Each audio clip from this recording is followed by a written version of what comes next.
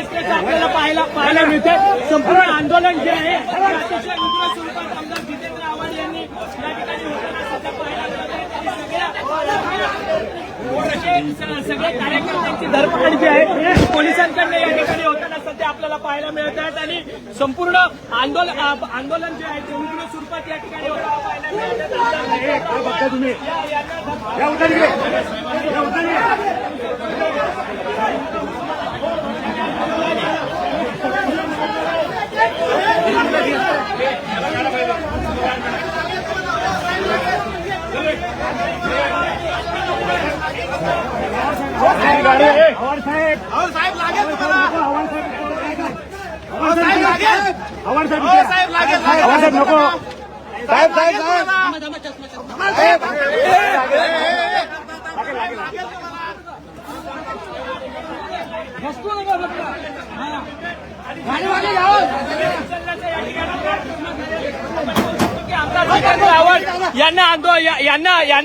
यांना रोखण्याचा प्रयत्न या ठिकाणी होतो। पोलिसांकडे या ठिकाणी धरपकड होते।